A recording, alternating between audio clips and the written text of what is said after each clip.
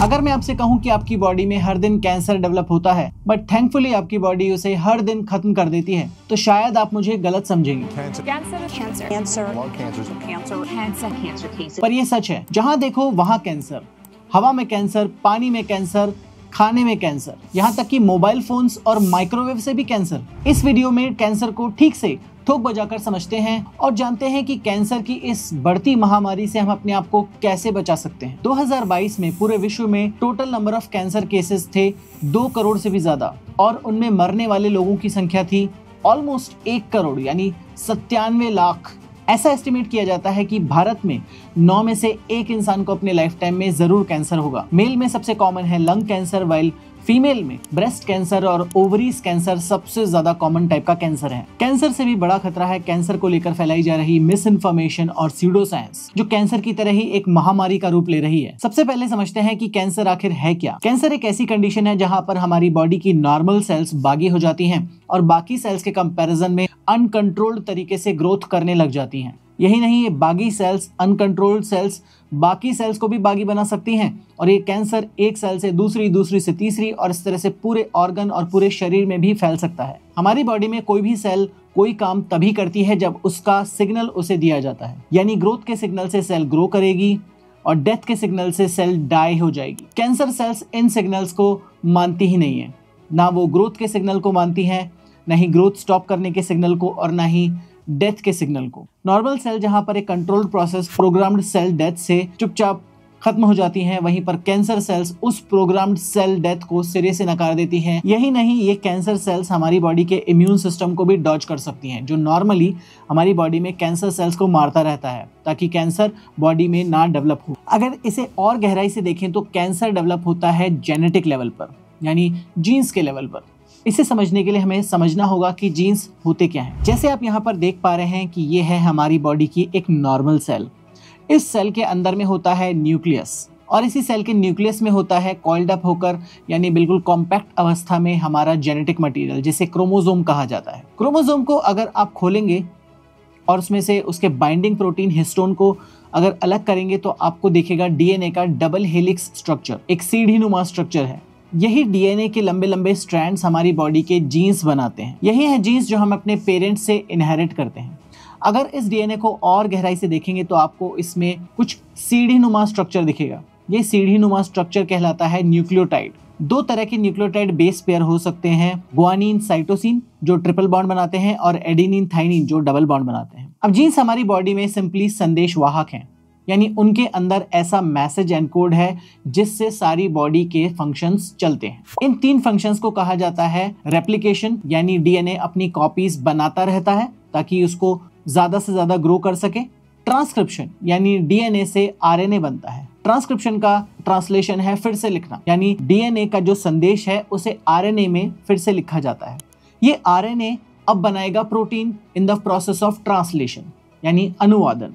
अब जो डीएनए का मैसेज था जो आरएनए में फिर से लिखा गया ट्रांसक्रिप्शन के प्रोसेस में, उसी प्रोसेस से बनाए जाएंगे प्रोटीन जो होता है सेल के राइबोसोम्स में। यानी डीएनए से बनता है आरएनए और आरएनए से बनता है प्रोटीन। तो अगर मान लीजिए किसी कारणवश हमारे जेनेटिक मटेरियल में, जीन्स में थोड़ा सा चेंज हो जाए, बदलाव आ जाए, तो वो ही बदलाव वाला मैसेज, बदलाव वाला संदेश डीएनए से आरएनए में ट्रांसलेट हो जाएगा और आरएनए से प्रोटीन में। तो जहां पर सही संदेश से सही प्रोटीन बनना था, वहीं पर उसी संदेश में गड़बड़ होने से वो प्रोटीन जो बनेगा वो भी गड़बड़ प्रोटीन बने। गड़बड़ प्रोटीन कैंसर सेल को बनाने में बहुत बड़ी भूमिका अदा कर सकता है, और इसी तरह से जेनेटिक लेवल पर सिंपल भाषा में कैंसर फैलता है। अब ये जीन या संदेश में गड़बड़ कैसे होती है उसके बारे में बात करते हैं। मान लीजिए कि आपकी बॉडी में एक सेल नॉर्मल तरीके से ग्रो कर रही है, नॉर्मल तरीके से न्यूट्रिशन ले रही है और नॉर्मल तरीके से ही वो डेड हो जाएगी।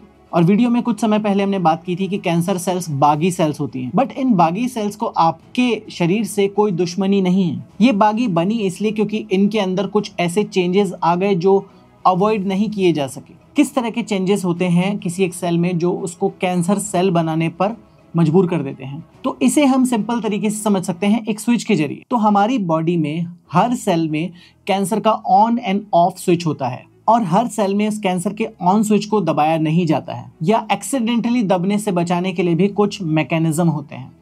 जो कैंसर का ऑन स्विच होता है उसे कहा जाता है प्रोटो ऑन्कोजीन्स, जो हमारे कुछ ऐसे जीन्स होते हैं जो सेल्स के रेगुलर ग्रोथ और डेवलपमेंट के लिए जरूरी होते हैं। प्रोटो यानी पुरातन, ऑन्को मतलब कैंसर, जीन्स जेनेटिक जो मटेरियल होता है।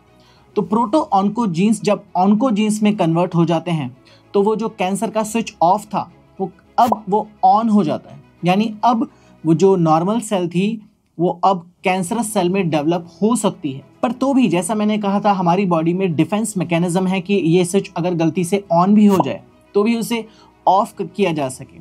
इन्हें कहा जाता है ट्यूमर सप्रेसर जीन्स, यानी ऐसे जीन्स हैं कि गलती से अगर ऑन्कोजीन्स एक्सप्रेस होने भी लग जाएं, यानी ऑन्कोजीन्स एक्टिवेट हो जाएं, तो उन्हें वापस से दबाया जा सके। इन्हें कहा जाता है ट्यूमर सप्रेसर जीन्स। पर अगर बॉडी में कुछ ऐसे जेनेटिक चेंजेस हो जाएं, कुछ म्यूटेशन हो जाएं, डीएनए जिसकी हमने बात की थी उसमें कुछ ऐसे चेंजेस हो जाएं जो ट्यूमर सप्रेसर जीन्स को ऑफ कर दे और ऑन्कोजीन्स को ऑन कर दे, तो अब इस स्थिति में उस सेल को, नॉर्मल सेल को कैंसर सेल बनने से रोका नहीं जा सकता, क्योंकि जो उसका डिफेंस मैकेनिज्म था वो भी खत्म कर दिया गया और जो उसका प्रेजेंट मैकेनिज्म था वो टर्न ऑन हो चुका है। तो इस केस में जो कैंसर का स्विच ऑन है उसे अब ऑफ नहीं किया जा सकेगा। और इस कैंसर स्विच को ऑफ से ऑन करने का काम कर सकते हैं कुछ ऐसे एजेंट जिन्हें कहा जाता है कार्सिनोजन। कार्सिनोजन ऐसे एजेंट हैं जो कैंसर को कॉज कर सकते हैं।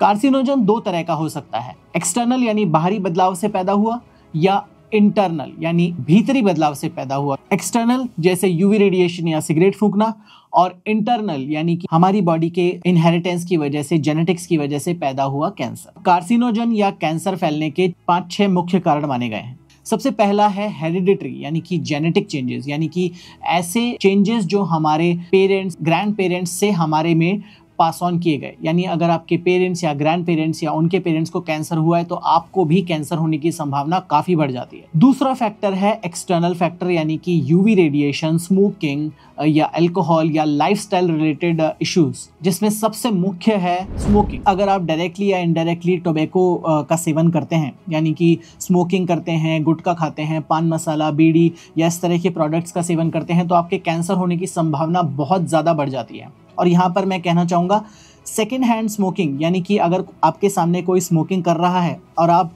खुद स्मोकिंग नहीं कर रहे हैं बट उसके धुएं को ले रहे हैं सालों साल, तो उससे भी आपको कैंसर होने की संभावना काफी हद तक बढ़ जाती है। सिमिलरली अगर आप हाई यूवी रेडिएशन वाले माहौल में, यानी कि सन में बहुत समय तक बिना सन प्रोटेक्शन फैक्टर यानी सनस्क्रीन के रहते हैं, तो आपको सन की यूवी रेडिएशन से कैंसर होने की संभावना काफी बढ़ जाती है। इसी तरीके से या तो आप बिल्कुल एक्सरसाइज नहीं करते हैं या बहुत ज्यादा बाहर का खाना या जंक फूड खाते हैं, तो भी आपको कैंसर होने की संभावना बढ़ सकती है। इसके अलावा कुछ केमिकल्स जो खाने में या प्रयोग में या वातावरण में हो सकते हैं, उनसे भी कैंसर हो सकता है, या फिर बॉडी की इंट्रिंसिक गड़बड़ की वजह से या कुछ मेंटेनेंस इश्यूज की वजह से या सेल डिवाइड होने की वजह से या किसी वायरस के इन्फेक्शन से भी कैंसर हो सकता है। तो ये कैंसर होने के कुछ मुख्य कारण हैं। पर इन सभी फैक्टर्स का कैंसर फैलाना सेम रेट पर नहीं होता है, जिसको हम आगे समझेंगे कि कार्सिनोजन कैसे कैंसर फैलाता है। कुछ कारणों को, जैसे वायरस इन्फेक्शन या जेनेटिक कारणों से होने वाले कैंसर को शायद आप नहीं रोक सकते, बट बाकी तरह के कैंसर को, जैसे जो यूवी रेडिएशन, स्मोकिंग, ड्रिंकिंग या लाइफस्टाइल कारणों की वजह से हुआ है, उसको काफी हद तक रोका जा सकता है। पर उससे पहले समझते हैं कि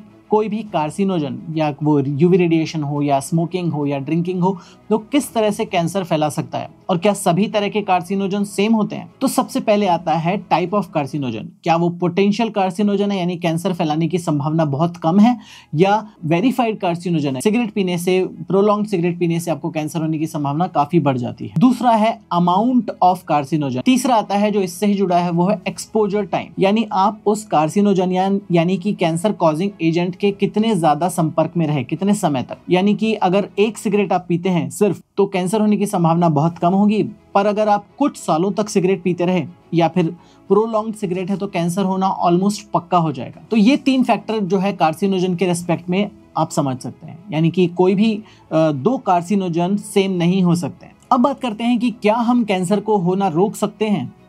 या कैंसर का होना इनएविटेबल यानी कि अवश्यंभावी है। कुछ तरह के कैंसर आप नहीं रोक सकते, जैसे जो जेनेटिक होते हैं, जो इनहेरिटेड होते हैं, यानी कि जो अगर आपके पेरेंट्स को कैंसर हुआ तो आपको कैंसर होने की संभावना काफी हद तक बढ़ जाती है। बट बहुत सारे तरह के कैंसर आप रोक सकते हैं जो लाइफस्टाइल ओरिजिनेटेड हैं, जैसे सिगरेट स्मोकिंग, अल्कोहल कंजम्पशन या prolonged exposure to sun rays without any sunscreen और सन प्रोटेक्शन फैक्टर। इसके अलावा अगर आप रेगुलर एक्सरसाइज करते हैं, बैलेंस डाइट लेते हैं, अपना रेगुलर चेकअप कराते रहते हैं, स्पेशली फॉर कैंसर स्क्रीनिंग, तो भी आपको पोटेंशियली कैंसर होने की संभावना काफी हद तक कम हो जाती है। तो इस वीडियो में अभी तक हमने बात की कि कैंसर बेसिक लेवल पर क्या होता है, कैसे फैलता है, कैंसर को फैलाने के पीछे कौन कौन से कारण हो सकते हैं, कार्सिनोजन क्या होता है, इस बारे में हमने बात की। ये था इस सीरीज का पार्ट 1। अब इस सीरीज के पार्ट 2 में हम बात करेंगे कैंसर पर फैलाई गई मिथ्स, मिस इन्फॉर्मेशन और स्यूडो साइंस को लेकर, और उन सारी मेजर मिथ्स को डीबंक करने की कोशिश करेंगे।